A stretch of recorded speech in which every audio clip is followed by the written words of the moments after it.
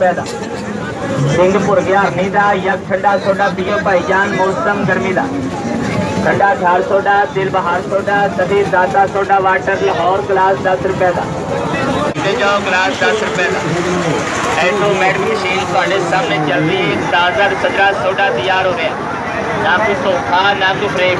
थोड़ियाँ अखन 10 रुपए का 10 रुपए देते जाओ तो यक ठंडा सोडा पीते जाओ ये कोई गड्डी है भरा जी जी हर मेला मंडी नमैश से जाती है अपने नाम के झंडे